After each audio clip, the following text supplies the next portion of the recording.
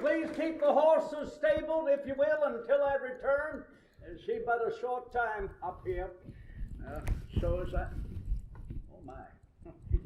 Well, I beg your pardon, citizens. I had just stabled my horse below here and was so anxious to come and meet with you and to have a conversation, and I'm already daunted in your company. To think that the former President of the United States has entered this room and you all remain seated. Which, in my opinion, is exactly as it ought to be, because I hope you never forget, as Americans, who holds the reins of our nation? You do, the people do, and so therefore, in my opinion, yes, you ought to remain seated. To your leisure, your pleasure, your comfort. While I've never forgotten, it is my obligation to remain standing in your presence as a public servant. And that I do with great honor, having served 40 years in public service. 40 years, and never had I the opportunity throughout my entire life to make it so far to the northwest above Pennsylvania. To gather here at this Chautauqua Lake, of which I've heard quite often, yes, but to gather here at a place that I've heard is most remarkably, I think the term being used now, Jeffersonian. Offering, if you will, a free association of ideas, argument, debates, and continued discussion as to who we are as Americans. And I very much welcome that. I'm somewhat abashed. I dismounted and I took off my riding boots. And I figured I would be the more presentable before you here, dressed as formally as I could possibly be in your esteemed company. But as I've entered the room and begin to gaze amongst you, I wonder, well, why did I waste the time in that regard? I believe in dressing for comfort, but you overwhelm me in this regard. And perhaps some of you have read, as I have written, in matters of fashion, swim with the current, but in matters of principle, stand like a rock.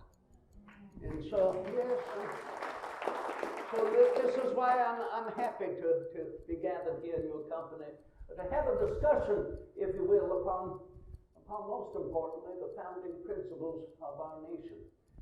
To have a discussion through your open and free inquiry, the opportunity for you all to ask questions about some of the contradictions as we continue to meet as a new nation with our founding principles. I was beleaguered several times already. Mr. Jefferson, will you answer questions on slavery? Well, citizens, has there ever been a time where I have not? Of course I'm willing to enter into that, to receive your questions and curiosities on it. And I thought it thereby perhaps appropriate that I reflect upon my own history with it before your questions. And I had a good deal of time to think about it on the road, traveling up from my little mountain. I see I made good time. It only took me 10 days. And, well, citizens, that's good time. And this, if you will, is a good beginning. Somewhat a good preamble, a good prologue. Because I hope you do not forget, as I've been able to arrive this 15th day of August in this year 22. It is the year 22, is it not? 1822. That, for citizens, I was not here in 1722. I'm not going to live to see 1922. So my question to you is not the context, the whole point. Of course it is. And so therefore, arriving here, realizing that I've made such good time, I cannot forget that it has never taken me any time less than 5 days in the saddle to accomplish 120 miles.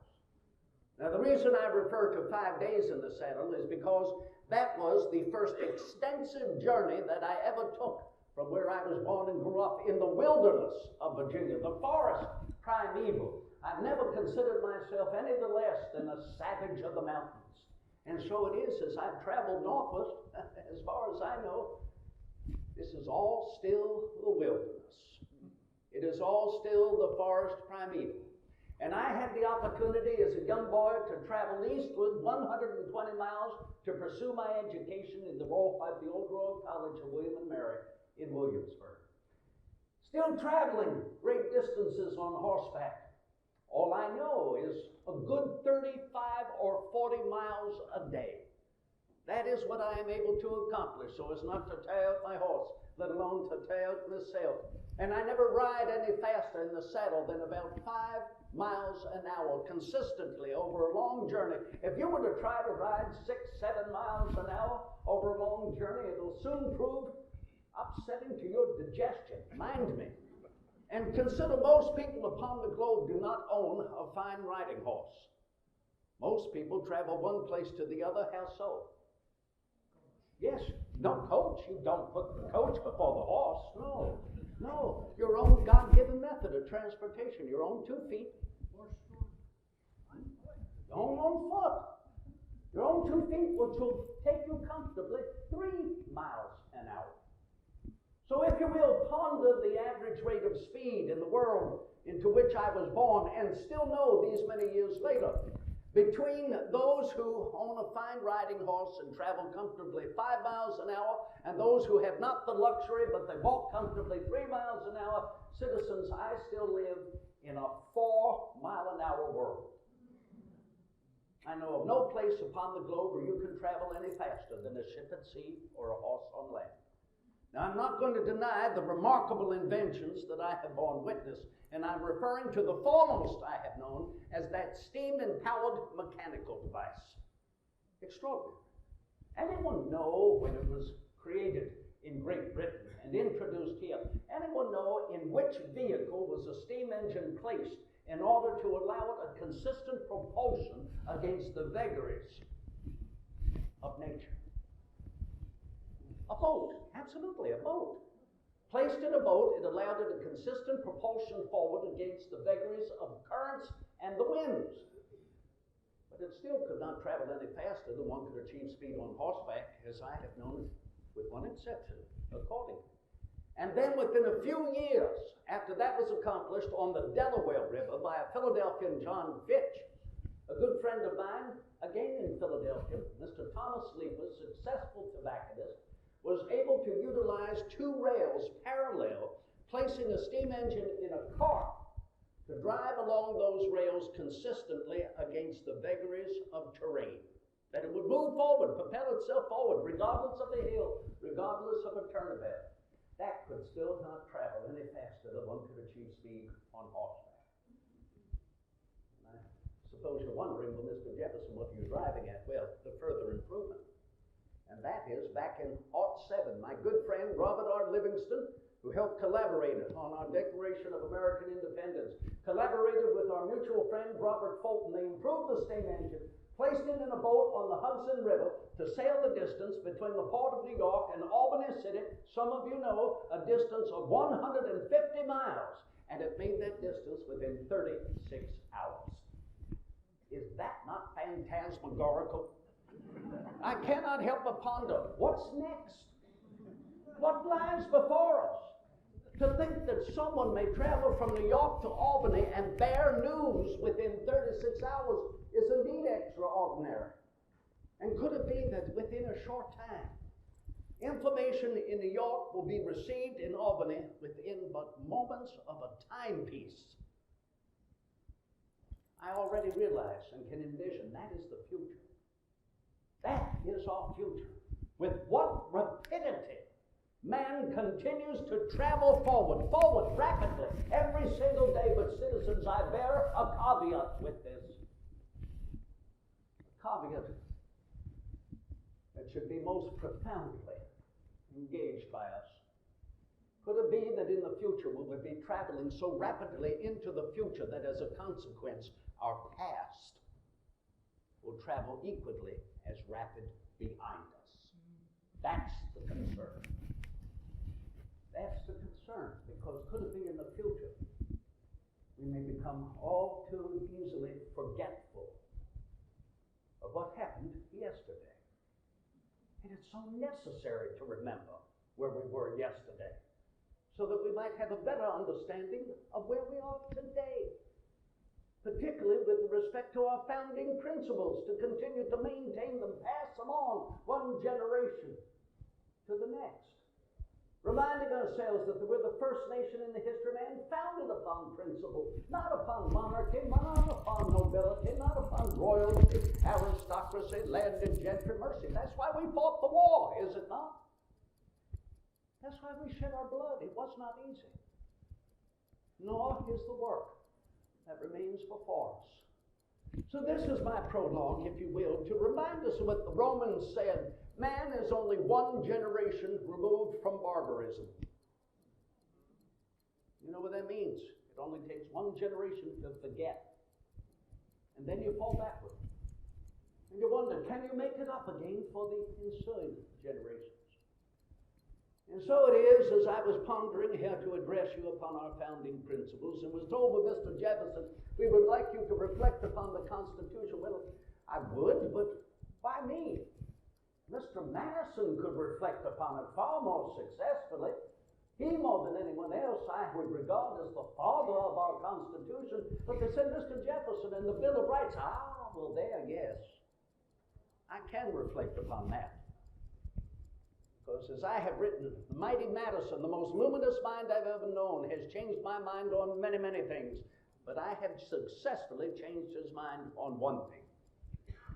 And that is the necessity of our Bill of Rights. You know, President Washington referred to our Constitution as the guarantee. The guarantee. Does anyone remember what he meant by the guarantee? The guarantee of what? He called it the guarantee of our promise. Does anyone remember what he meant by our promise? Well, it is something in which I personally played no small part in drafting. Our Declaration of American Independence. I refer to it in no other association of words. It is ours. And as I've said, let it continue to be a beacon light to the family man across the globe, to burst forth from the monkish chains of ignorance and grasp the reins of self-government. Let it provoke all eyes to open and continue to open to the inherent rights of man. I can reflect, and I remember it well, the advantage I had to be able to take up the pen to which I was invited to draft our Declaration. The advantage I'm referring to, very simply, is one word that was only afforded to those who had the means. Anyone know the one word I'm referring to? Education.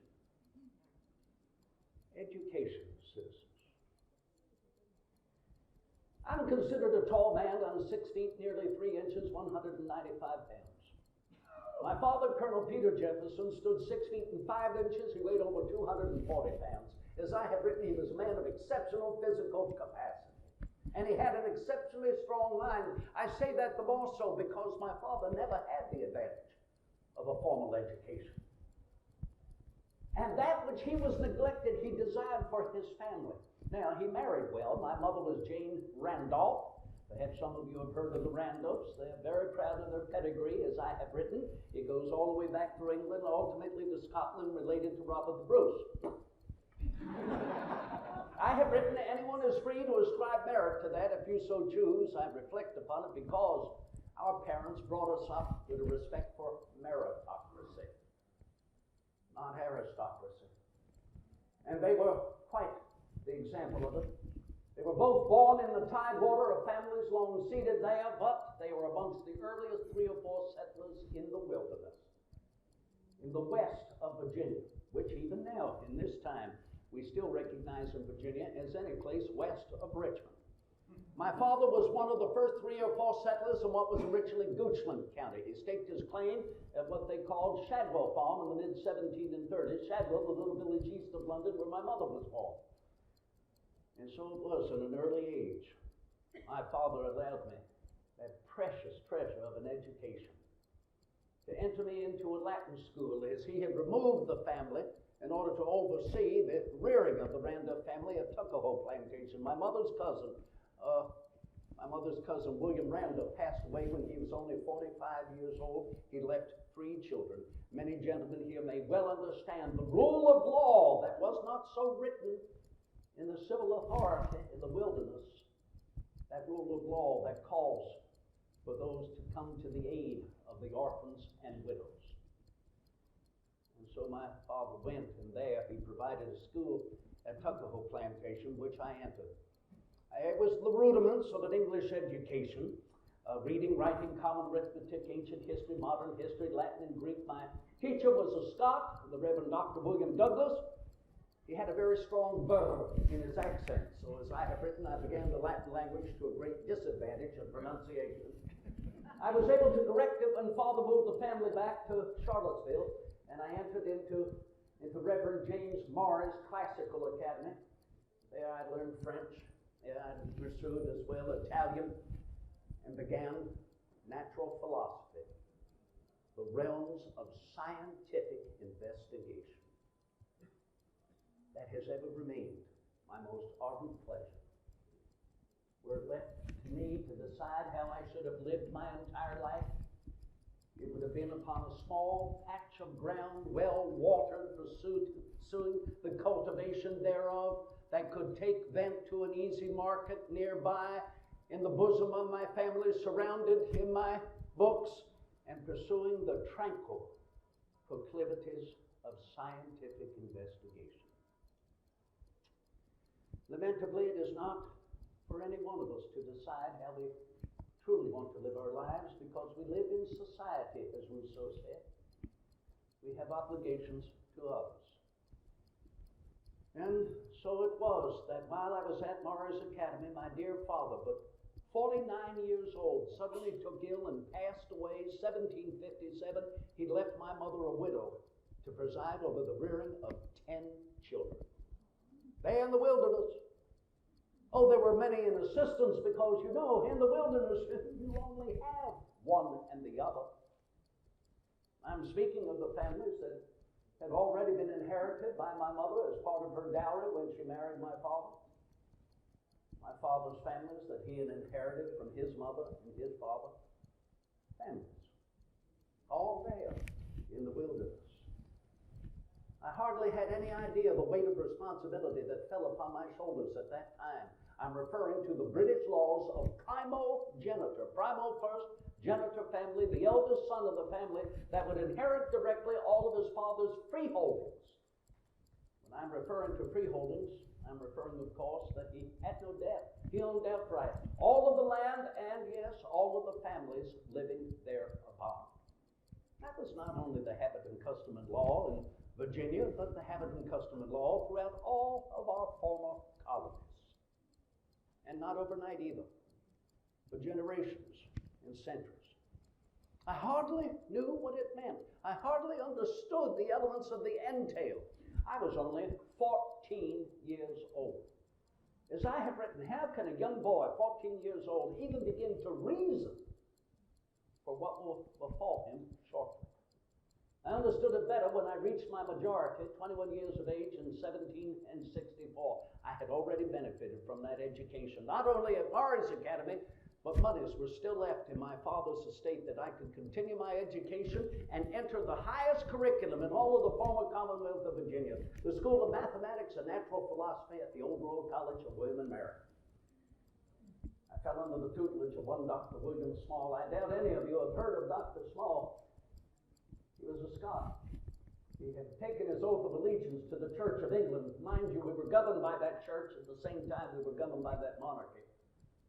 And so he was able to teach them in that school of divinity, preparing young boys for the Anglican ministry at William and Mary, and to hold the chair of mathematics and natural philosophy. I've written about it many times, spoke about it in kind.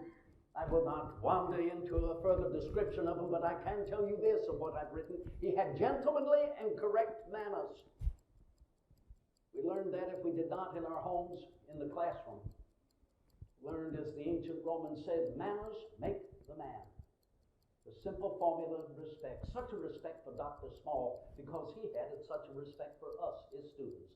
Each one of us a new mind, never seen before, whether it could be provoked in the intellect, inspired in the imagination. Secondly, he had an enlarged and liberal mind. Now, I said that the other day. A gentleman wagged his finger at me. He said, Mr. Jefferson did not become political. I said, what do you mean, sir? He said, well, you mentioned the word liberal. Well, yes, I did.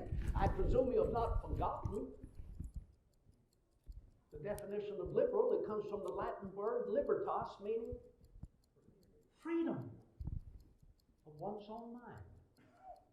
Is that not the object of education? The cultivation of an open mind, to welcome all thoughts, and to welcome, most importantly, that further enlightenment that allows you to enter into tomorrow without fear. That's education, that's enlightenment. Fear is immaterial, not a one of you can hand it to me. It's a conjuration that comes from not understanding or misunderstanding. And lastly, as I wrote, he had a happy talent for communication. He understood that good humor is often a method of enlightenment. I summed up my description often by saying, perhaps more than any other, he fixed my destinies.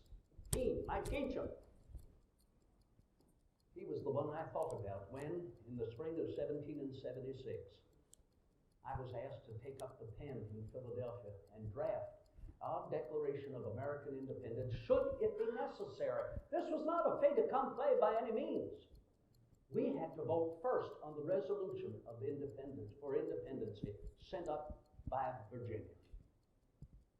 There were somewhat mumblings and grumblings about that several years before. In fact, in 1774, when the first Congress met in Philadelphia, that was the proposal of individuals in Williamsburg, Virginia. I think you may have recalled that that past December 1773, well, there was the destruction of private property, was there not, in Boston Harbor? 356 cases of tea thrown overboard of His Majesty's ships belonging to the East India Company by a band of Mohawk Indians. That's what I remember. Do you not as well? When we learned about that in Williamsburg, we were very upset, and the more so when the next spring the monarchy closed down the port of Boston, denying any trade therein, thereout. We were worried it could happen in Virginia and elsewhere in our colonies. The cry went out, let us gather together, not in the south, not in the north, midway, in that largest city in our colonies, that city of enlightenment, freedom for religion, and education. Philadelphia.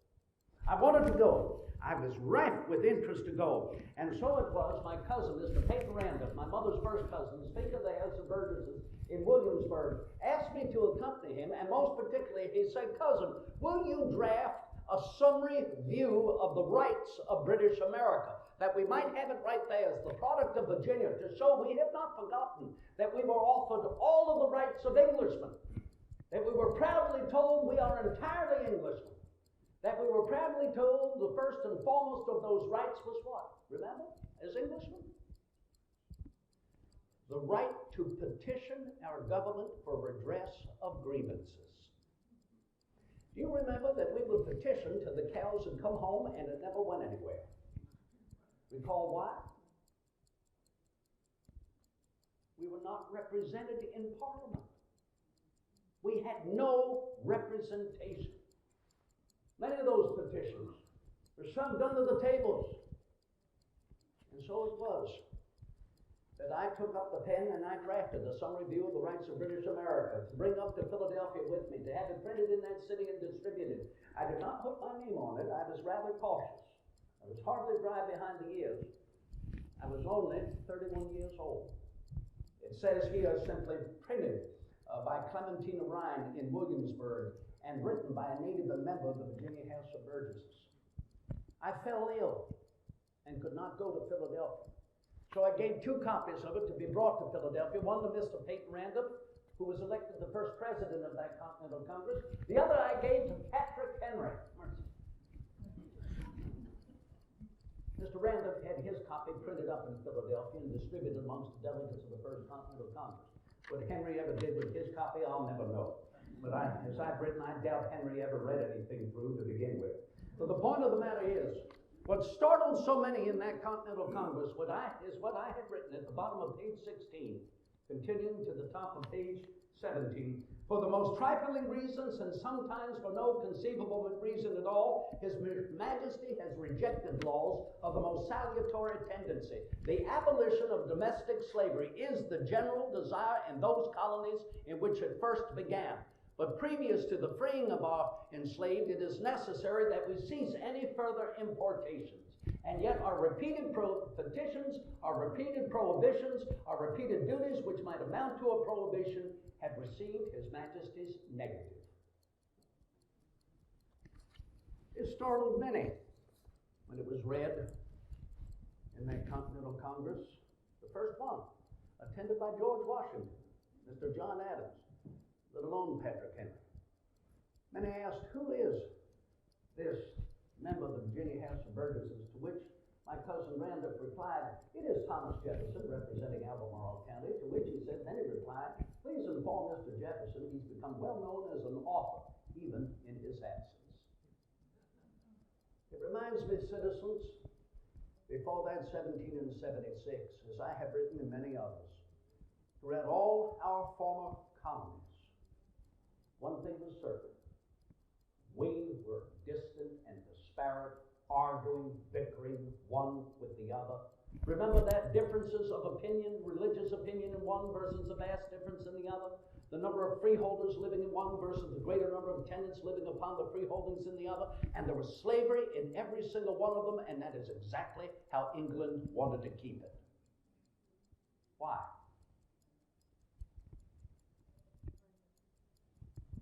The more we argued and bickered, well, here, read your Machiavelli. Divide and there you are.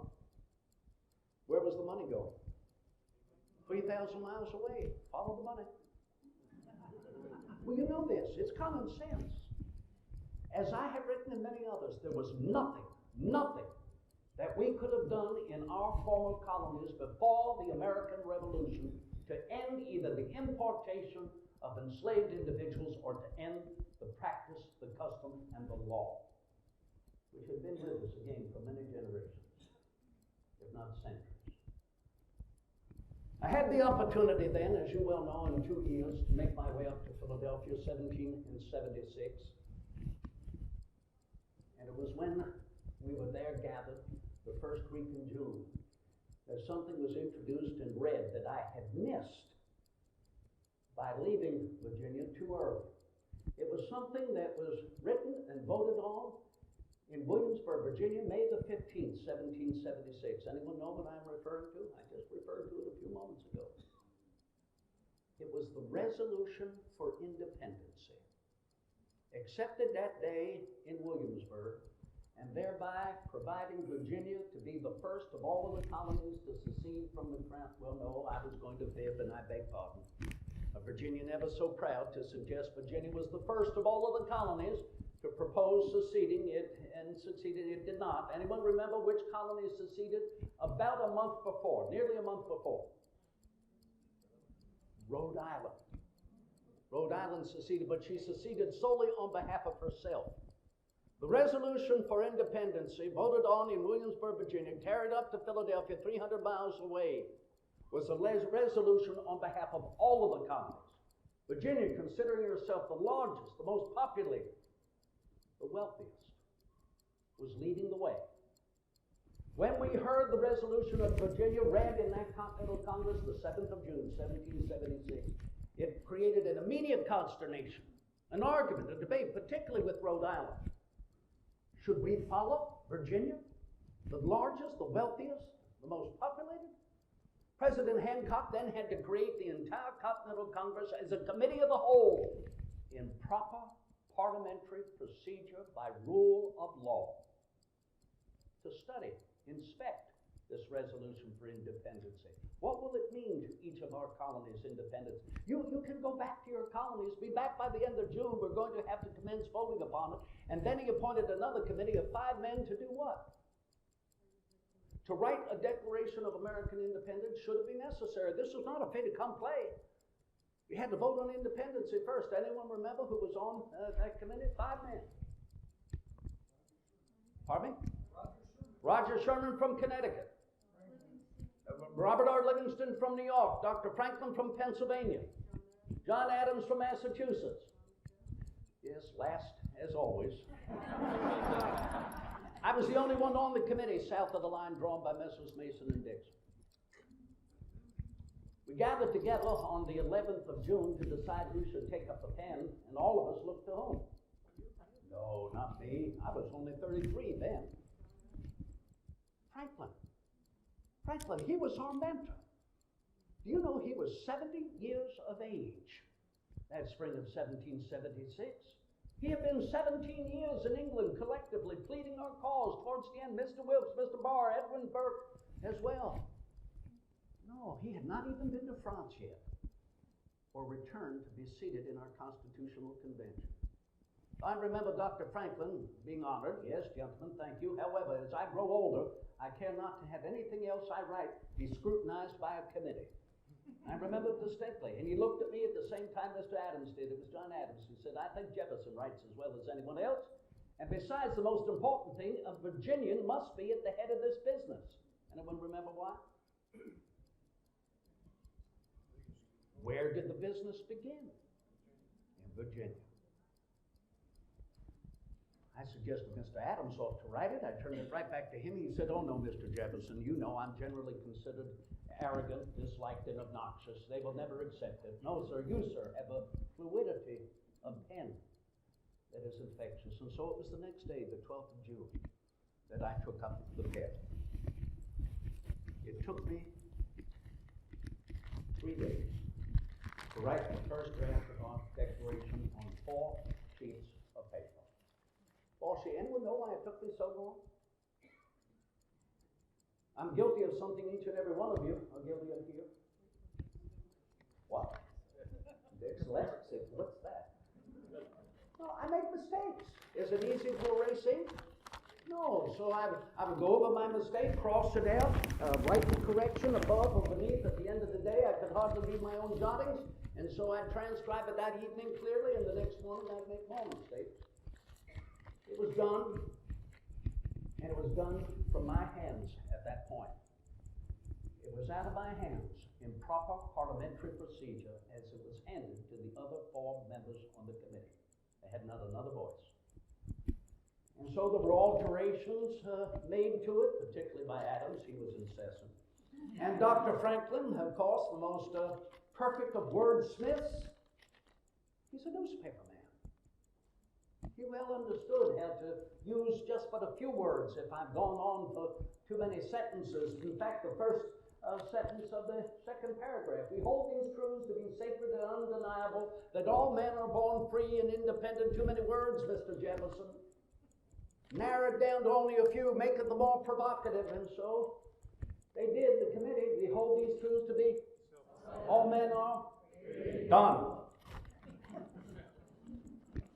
And so it was. The committee finished their work within a few days. By the time the Continental Congress was in session at the end of June, and we began to argue and debate on our resolution for independence.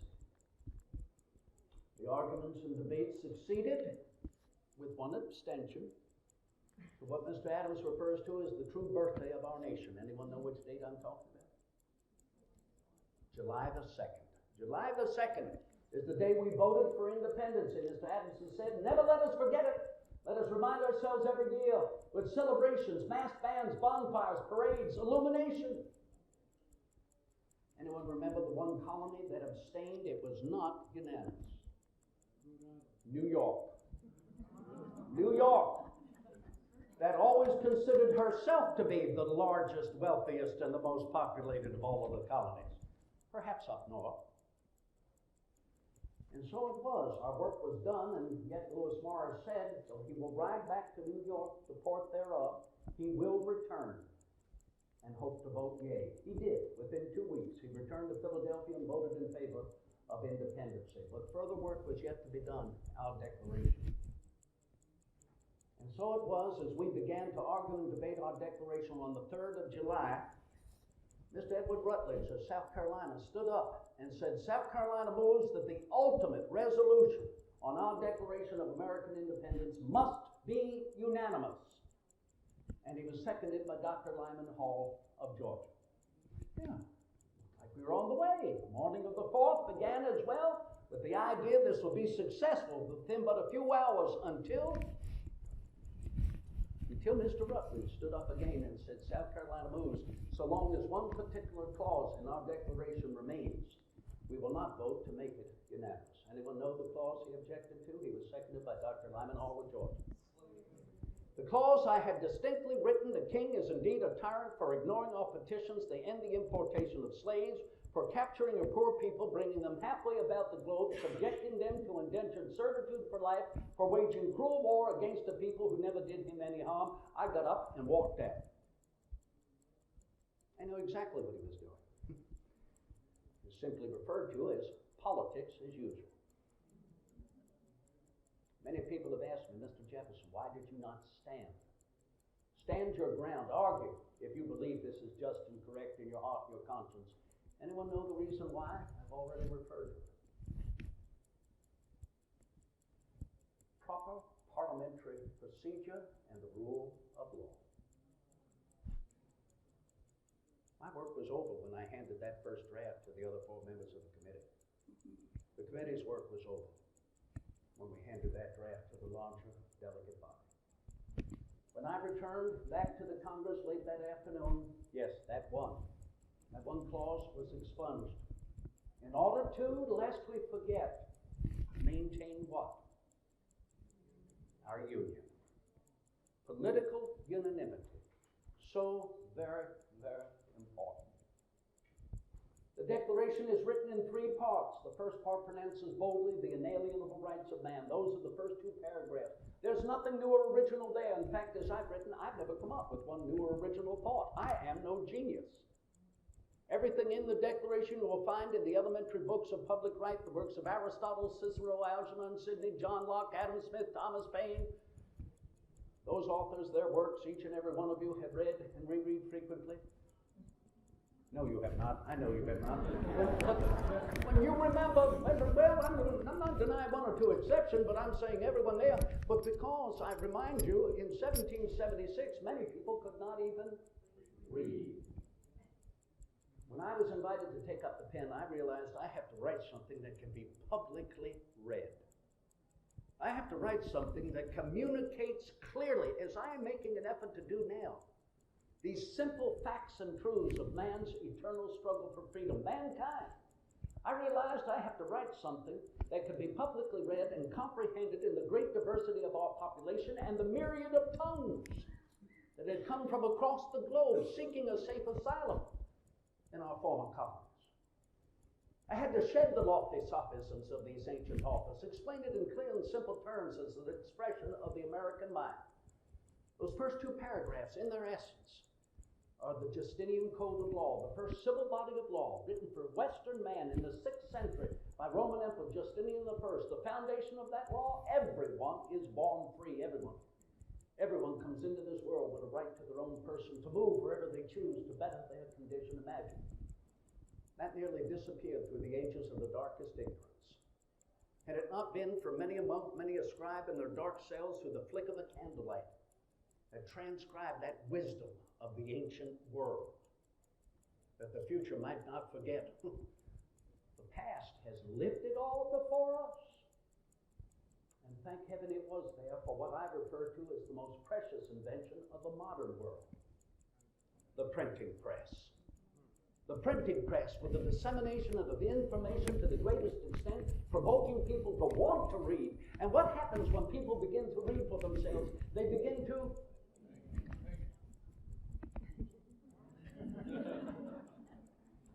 Do you think any European monarch during the medieval ages wanted their subjects to learn how to read for themselves and think for themselves?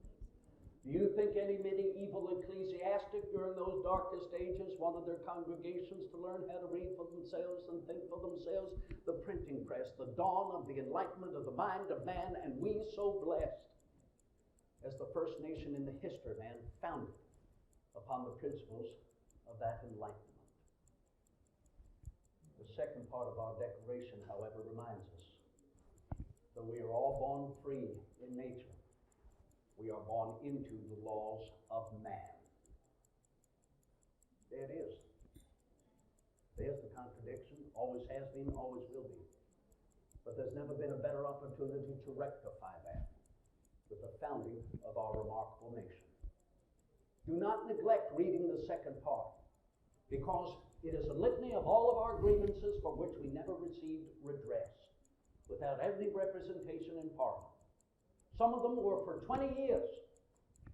But the third part of our declaration reminds us of our unique compact in perpetuity, what England never ever wanted to have happen. We brought 13 individual nations together, e pluribus unum, not only for our common safety, not only for the common defense, most importantly, the common good. The last line I consider the most important. In support of this declaration, with a firm reliance on the protection of divine providence, we mutually pledge to each other our lives, our fortunes, and our sacred honor. Some gentlemen as well may understand that better as an ancient tenant in charge. I thank you for allowing me the opportunity to reflect upon our declaration. Those early years, the advantage I had to finally pick up the pen and to shed lofty sophisms, explaining it as truly the expression of the American mind. President Washington called it our promise. I have often hoped that it had remained so for so many of you who bore up during those bloody years of our American Revolution. The promise that has been the influence for those of you who have left monarchies, left governments across the globe, to come here to a safe asylum with the promise that someday you may hold the reins of self-government if you have not already. Those of you who have arrived by this year 1822, and then I hope it remains the promise for those of you who have not yet arrived. Because that's who we have been, and that's who we continue to be, the more American every day. President Washington referred to our Constitution as the guarantee of our promise. I played little in its adoption. In fact, I was not here when the Constitutional Convention met in Philadelphia. Anyone know where I was during that time? I was in the Belle France, absolutely right. I was working. I was negotiating treaties of trade for our nation. So I completely missed the 80s. And when I returned, I was very worried about a stronger government, but particularly a constitution enabling that stronger government. But it was Mr. Madison who set me at ease. It was Mr. Madison, his work that I have referred to as extraordinary. I'm simply captivated by it.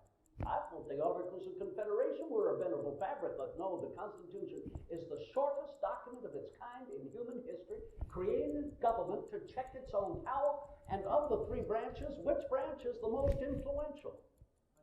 The legislative branch, that branch elected in a nation that is governed of, by, and for the people. Extraordinary.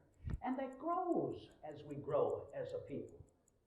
This is the common sense. A child of 14 cannot wear the same clothes at the age of 40. Our laws and institutions must grow as we grow as a people. Is it without conflict? No. It's inherent in the document. It's inherent in who we are as Americans. Never forget what the British band played upon the surrender field at Yorktown. I was not there. They played a British drinking song. Does anyone remember? The world is turned upside down. Could this be the beginning of the end to monarchy? But what's next? And where do we go? Every generation will enter into that as we continue to sail through uncharted waters. Man has never been here before. And finally, in conclusion, before I receive your curiosities and questions, the greatest conflict is what we observed 2 years ago in 1820, when the subject I referred to earlier bears heavier upon us in our entire nation. I will end with just a few referrals, and that is the fact that I took great pride in the spring of 1784, after our victory when our Congress met in Annapolis, pride to take the pen and author a report on the Northwest Territories. I was commissioned by Congress to do so, suggesting 5 requisites by which the territories to the Northwest would enter our nation as new states. Firstly, every territory becoming a state of our Union will forever remain a state of our Union. Our compact is in perpetuity, in my opinion. Secondly, every territory becoming a state of our Union will have its government in Republican forms, as we were at the time and as we are this year now. Certainly not what the first line in our Constitution envisions. What's the first line in our Constitution? We the people. Take it personally. It's meant to be, in that inherent right of every individual to self-government and equal and exact justice. Who here would think they are the less implied in that first line than another? That's beyond Republican entitled franchise. That's democracy. But no, every territory becoming a state of our Union will have its government in Republican forms as the federal government and the other states. Thirdly, a portion of our national debt will be apportioned on each state as it can afford to pay. That was my plan. None of these Hamiltonian plans of the federal government assuming the entire debt and placing it equally on all of the states, realizing some cannot possibly bear up to others, but that helps create a deficit of spending. Perhaps I need say no more. Well, yes, because that will always be in the hands of the creditor. And how will I know that? As deep in debt as I am, but the laws will always favor the creditor. Fourth, no one holding any hereditary title will be admitted a citizen of our nation. We nip aristocracy in the bud. And fifth, by the year 1800, there shall no longer be any indentured servitude for life in any of the states or the territories annexed to it. We give 16 years for this to finally occur. It was voted on, perhaps some of you may remember. It lost, but do you remember, it lost by 1 vote. 1 vote. It is still said that the delegate from New Jersey was home ill that day. There's politics as usual as well. That evening I wrote, the heavens have clouded over our young nation and the destinies of unborn millions have been made. 2 things resulted. We have to vote on it again. It's too close. The second thing, but before we do, get Jefferson out of here. I was commissioned to succeed Dr. Franklin as our nation's second minister plenipotentiary to France. I sailed that summer of 1784, and after I was gone that autumn into the next year, it was voted upon again, and we created the Northwest Ordinance of 1785, prohibiting the enslaving of an individual in the Northwest only. But what about as we continue to settle westward? Particularly as we adopted our Constitution and those arguments and debates. Well, that was settled on in 1787 with the Northwest Ordinance of 1787. Let it be open, if you will, to the petitions of those desiring statehood to the west. Let us consider that ancient line dividing Virginia and North Carolina, which coincidentally, a portion of which, great portion of which, was surveyed by my father, 3630, to perhaps extend westward. I was not here. I returned in the autumn of 1789. However, I had the great honor, during the 90s, we welcomed Kentucky and Tennessee and Vermont, in particular, our 14th state.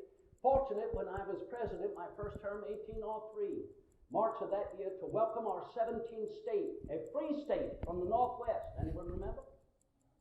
Anyone here from Ohio? Welcome. Welcome. And then, what about the 18th state? We must maintain our union. We must maintain the balance. The Constitution recognizes, does it not, 3/5 of an individual as the continued support of the property of the only individual who can vote in our nation. A male freeholder, 21 years of age or older. It would be 9 years. I would not be president. But on the desk of Mr. Madison, he would sign in our 18th state, go south, Louisiana. Within 2 years, go north, entering free, Indiana. Within a year, go back down south of 3630, Alabama. Within a year, go north again, above 3630, a free state, Illinois. Within but a short time, go south again, Mississippi. Now we have a problem. The largest territory to the west is petitioning for statehood in 1820, 1819 actually. The largest territory, immediately at the end of 3630. What are we going to do? Well, there's a solution. Go north. Let us survey the northeast of Massachusetts, known as the Main.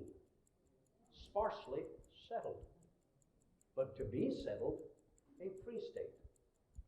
And it enters 1823, and we decide Missouri will come in as our 24th state, enslaved. Anyone here from Missouri? So may I ask you, you know what I'm going to ask you. Are you north or south? That's not what I'm asking. You know what I'm asking? North. Well, most, I would wager to say, as I found the experience, 50% of them usually answer one and the other. You know that.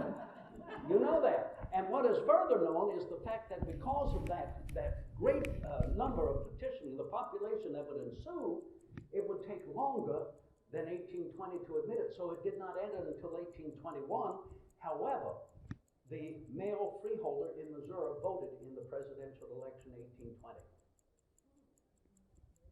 And that is in 1820, 2 years ago for me, we made a compromise.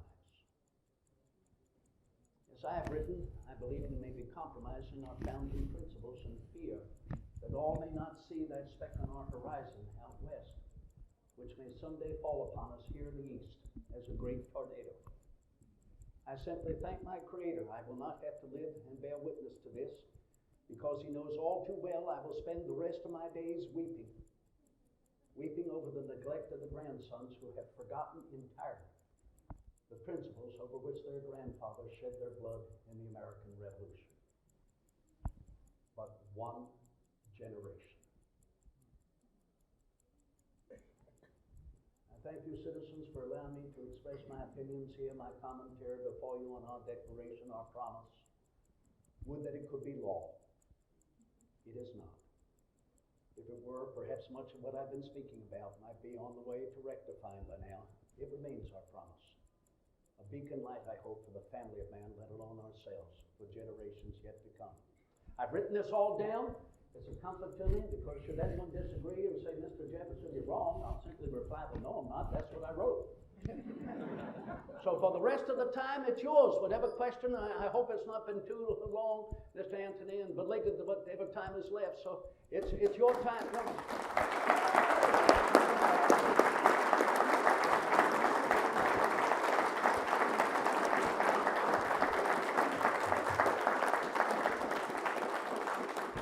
Those interested in coming forward for asking Mr. Jefferson a question, I wanted to introduce a person, Mr. Jefferson, that's been roaming around the building.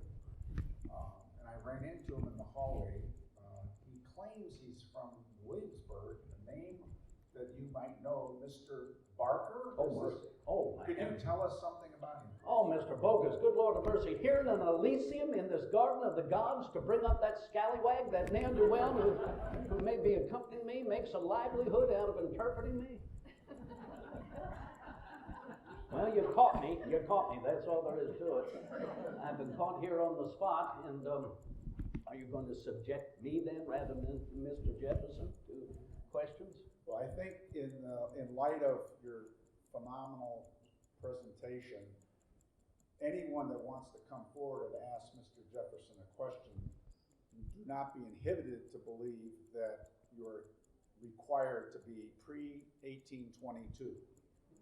And certainly to open up a conversation, I would want Mr. Barker to also be able to make comment, if that's okay. Oh, it's all absolutely. Remember, Sir Francis Bacon said, time is a plateau. It's all happening at once. Okay, first question. Your Honor, President Jefferson, I know you well, and I take homage to your reticence toward my founder, Mr. Alexander Hamilton.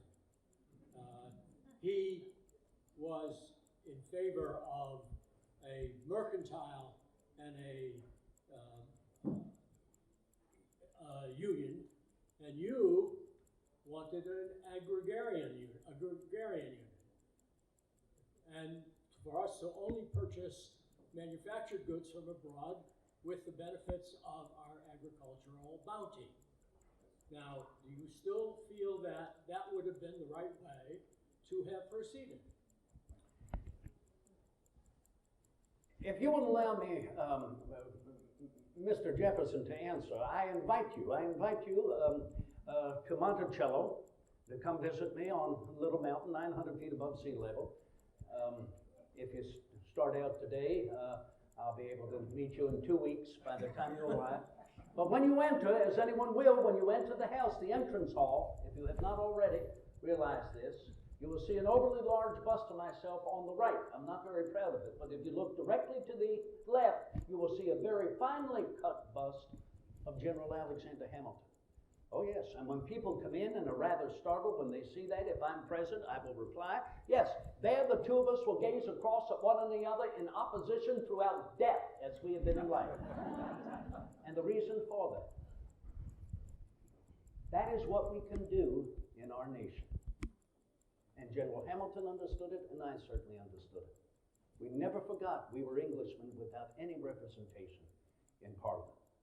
We never forgot that collectively we brought 13 individual nations together, pluribus unum, by the founding principle of compromise. That's what did it. Compromise. And that's why, please do not forget, in the differences of opinion between General Hamilton and myself, which have existed from time immemorial and will always exist. You know that. There's nothing new there. It's an ancient argument. But man has never been more free to enter into it, and General Hamilton preferred a well-educated citizen body the better to understand it, as I certainly do. We knew where one and the other stood. And we compromised more than we ever disagreed. In the spring of 1790, would you deny, sir, we saved our nation. We could have split asunder when our government was in New York City. It was our compromise. It was Madison we had to convince. He was the one who was not yet understanding of what it would take. And look at this. Later on, General Hamilton and I both compromised and together founded our nation's Coast Guard. I called it the necessity of militia boats. He called it the necessity of revenue cutters, but we compromised. We came together. And we both compromised on steadying the value of money in each of our states. Remember, the money in Virginia could not buy what it could in Pennsylvania, and vice versa. So Hamilton and I leveled the value of money. He allowed me to create the decimal system. I did not like his idea of a standing army in times of peace. That would be a drain on our treasury, would it not? But I realized, no, if only to protect our trade and our business. We'll need a standing army in times of peace. But General, let that army be led by a well-educated officer corps, and let us do everything we can to keep the ultimate control of that army out of the executive branch. And so, therefore, if you will, we compromised, and he was still living happily when, in 1802, as president, I founded West Point, our military academy, and helped encourage our government, our Congress, to vote on the Military Peace Act of 1802, placing our army under the Congress with the president as commander-in-chief during war. So is that a reconciliation? But in your arrogance, when he was the Secretary of the Treasury, and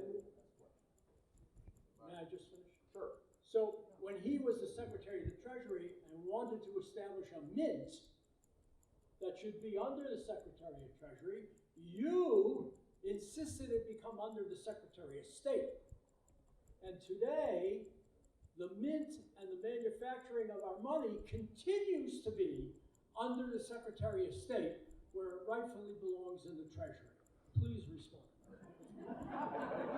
That is your opinion. Okay, next question, please. The laws of nature, nature's God. That sounds very Blackstonian. How impactful was William Blackstone, the Englishman, in composing that phrase? And I find it interesting. All men are created, not born. Created. Is there something significant to that with respect to the sanctity of human life beginning in the womb? Good Lord have mercy, sir. I've never pondered such deep thoughts in my entire life. Sir, I live in a time when we don't even know the gender of a baby before it's born. You know that.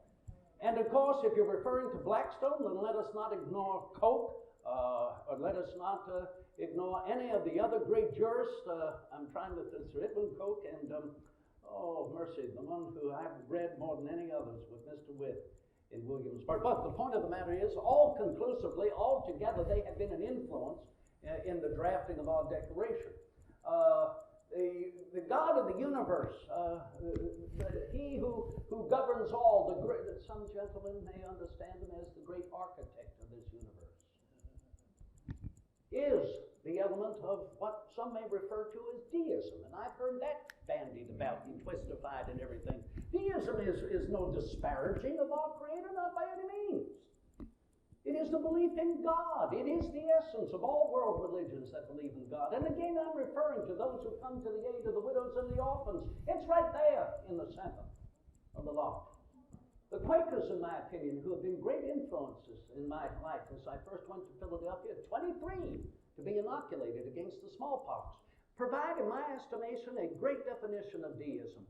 Each and every one of us are created in the image of, there's deism. There it is. You have to have a faith in your fellow man. That's deism. Not to have faith could somewhat be a heresy in that regard. Next question. He's gone. I'll avoid asking a question of how long it took you with the razor blade to make your version of the Bible. That's not my question, but I really appreciate what you did in the last answer. I'm always impressed, I look back in time, that you and your contemporaries at the level of education you had, which began with the classics, with Greek, Latin, and studying the greats. For you, Mr. President, who do you consider the most influential? Locke, Hume, wouldn't be Adam Smith, I'm sure, Aristotle. Give us a little insight into where your foundations of thought reside. I will give you very quickly, if I may, one of the ancient authors, one of the more modern authors, and there's a difference. I've always considered myself somewhat of an antique Roman. I've always enjoyed the ancient authors, not only Sallust and Ovid, but Horace, of course, Plautus. I love Plautus. People have to be able to laugh at themselves, no matter how civilized they may be. That is what Plautus reminds us. Shakespeare took from him in time. But I think amongst the ancient authors, we must never forget, no matter how they struggled to help man improve his condition, to be able to live on and be a great inspiration for generations on board, he was always presided over by fate. Fate. It was presumed he's wrestling with the gods. They will not allow us. Don't even try to attempt it. The modern authors are not like that. Locke, Newton, Bacon of the era of enlightenment opened the mind to move forward. Particularly, I think that monotheism, with respect to Christianity, has had something to do with that. Jesus of Nazareth applying to the humane effort of man to do unto others. And in my opinion, I'm, believe me, I'm kind with the Reverend Dr. Joseph Priestley, particularly the pursuit of science is very relevant to that. So, amongst the ancient authors, those who tried, I think Euclid.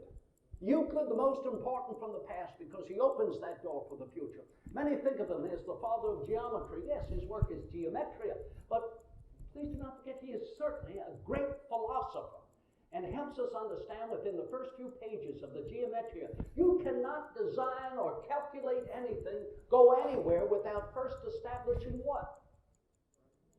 It's in the first few pages. You must first establish a point. Establish that point. That's the most important thing. Is that nonetheless on July 2nd, 1776, for a new world order, vested in the principles of self-government? And in the modern world, it's Locke. He's the very essence, if you will, of our system of government and jurisprudence. Locke, in his essays 1 and 2, his essay on human understanding, the general element throughout it all. No government anywhere at any time will long survive unless it recognizes it receives its just powers to govern from whom? The people to govern. To govern. If there are no people, the government will govern over nobody. And so therefore it is the people, we the people, who not only provide the purpose, we provide the power for our government. So I thank you for the question. I ponder it often, but I enjoy so many that to find it narratives. Last question, please. Tell us, Mr. President, if you would please, about your relationship with John and Abigail Adams, and also about how old you and your wife were when she passed away, and how that affected you. Mm-hmm. Well, I'll take the second part first. It is the deepest in my emotions. Mrs. Jefferson and I were married on the first of the year, 1772. At that time, I was 29 years of age, and she was 23 years of age. She passed away 10 years later, in 1782. So that you may calculate as far as our ages at that time. I consider the 10 short years we were married to be 10 years of uncheckered happiness. I had to be drawn from her death chamber insensible. It is said that I paced the floor for 2 weeks without any sleep whatsoever. They placed me upon my most delightful exercise, horseback. And they had to go out and find the horse because I was not leading. And I can only tell you it was perhaps being invited by Mr. Madison to enter public service again. I had retired some years before Mrs. Jefferson passed away, but I think was entering public service again, having the opportunity to be commissioned minister plenipotentiary to France, to bear witness to the vaunted scene of Europe, that city of light that somewhat brought me out of my miseries. But you never forget uncheckered happiness. You always remember that. It sticks with you. And as you progress in trying to recover, you begin to realize our Creator is a benevolent creature. He never closes one door without opening another. So keep your ears and your eyes open, and that will return. So as far as the Adams are concerned, I've never known another couple, with the exception perhaps of the Madisons, that are so devoted to one and the other. So very, very devoted to one and the other. And to realize it was just a few years ago, I received correspondence from Mr. Adams announcing that his lady had passed away. That I do not know how much more time will rest for him in that dear devotion. You know, he used to allow me to read her letters to him during the Continental Congress in Philadelphia. And I'll never forget one letter that she wrote to him, reminding him in our deliberations, creating a new nation, please remember the ladies. Well, of course. As I've written, after 40 years in public service, I never knew a concern to be raised on the floor of legislation that has not already been raised on the floor of our own homes. You cannot ignore the ladies. They are the most vital influence, and as I've always said, where does the future first open their eyes? In the arms of our sober women folk. They, more than any, responsible for the cultivation of what I consider the first and foremost element of leadership: compassion, followed by responsibility. Responsibility unto one's family, one's neighborhood, oneself. That was certainly exemplified by Abigail Adams. And to think the two of them were to create such a genius, as we know in the person of John Quincy Adams.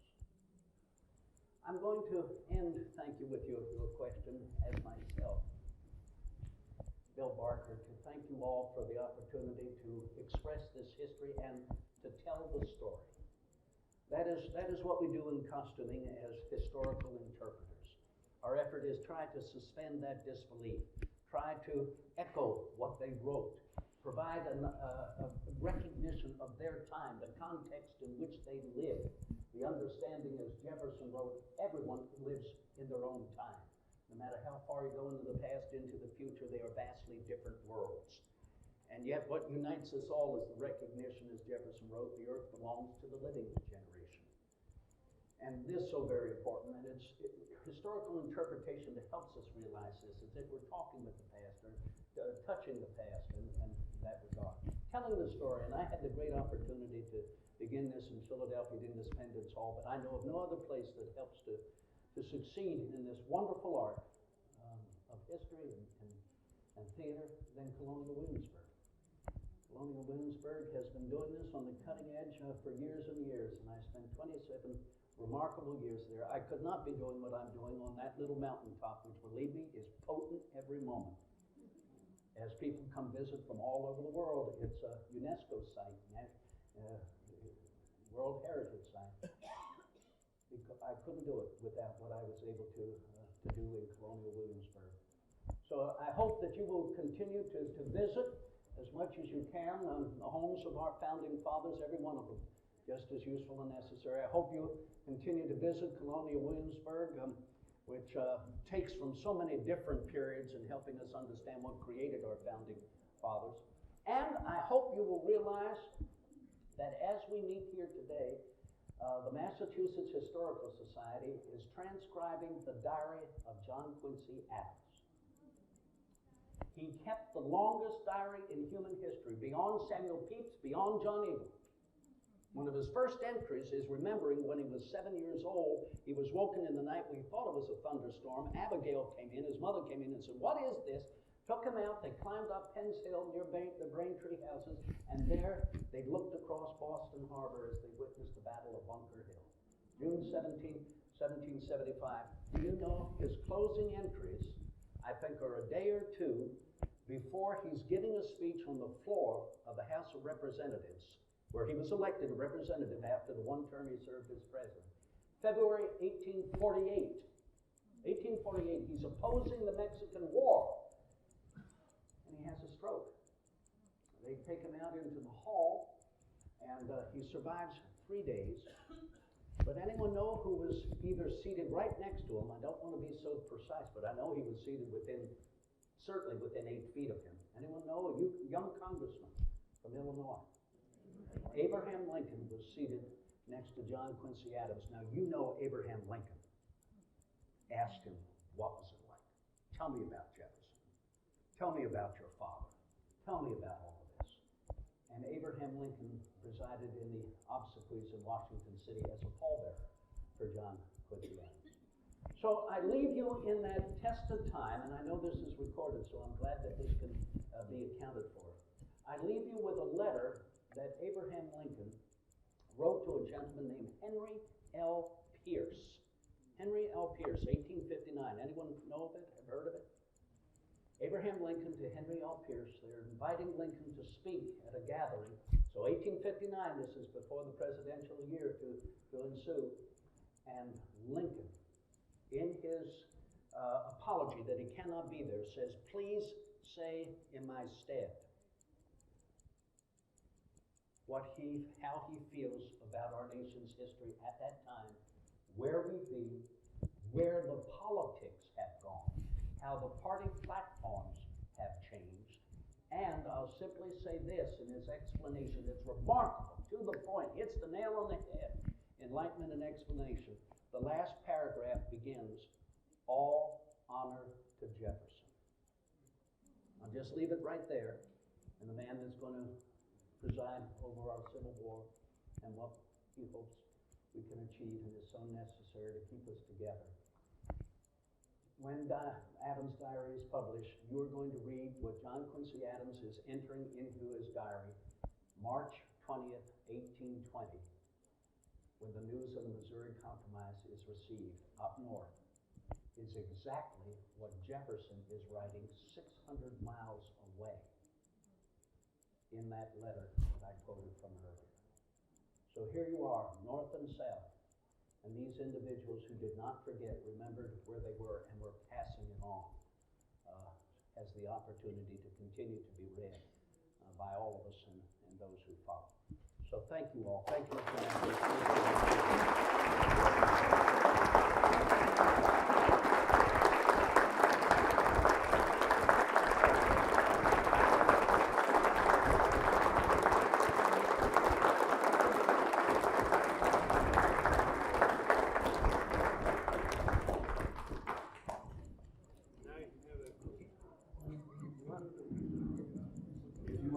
more about Bill Harvey.